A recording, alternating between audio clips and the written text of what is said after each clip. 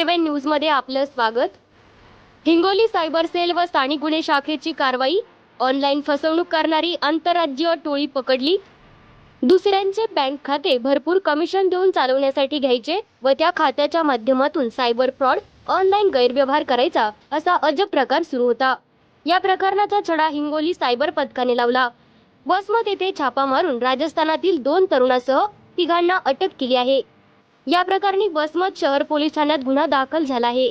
या अजब प्रकारातून किती जणांची फसवणूक झाली व असे किती जणांचे बँक खाते किरायाने घेतले, त्यातून किती व्यवहार झाला याचा तपास पोलीस करत आहेत। सामान्य नागरिकांचे बँक खाते वापरण्यासाठी म्हणून घ्यायचे, त्यांना वाढीव पैसे देण्याचे आमिष दाखवायचे, त्या खात्यांवर व्यवहार करून OTP मिळवायचा व त्याद्वारे इतरांची ऑनलाईन फसवणूक करायची असा हा अजब प्रकार सुरू होता। यातून अनेकांची फसवणूक झाल्याच्याही तक्रारी होत्या।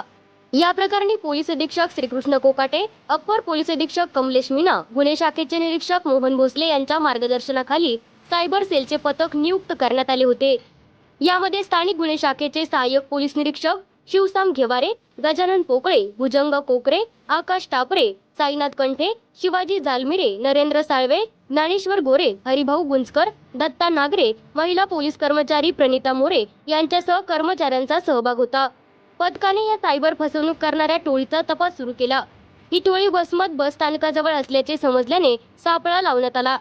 रविवारी मध्यरात्री पथकाने छापा मारला। यामध्ये एका कारमध्ये 3 जण ऑनलाईन ट्रेडिंग करीत असल्याचे दिसून आले। पोलिसांनी 3 ताब्यात घेतले। यामध्ये मनोज ओमप्रकाश शर्मा, राहणार हमीरगड राजस्थान, प्रल्हाद शंभूलाल स्वालका, राहणार चंदोरिया राजस्थान, मनोज शिवहार स्वामी, शिरड शहापूर तालुका औंढा असे असल्याचे सांगितले। पोलिसांनी त्यांच्याकडून 1 कार, 2 लॅपटॉप, 1 मोबाईल असा 13 लाखांचा मुद्देमाल जप्त केला आहे।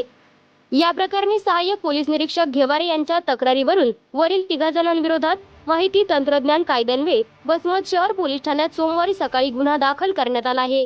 पोलीस निरीक्षक विष्णुकांत गुडे पुढील तपास करीत आहेत। A7 न्यूज साठी अनिस अहमद, हिंगोली।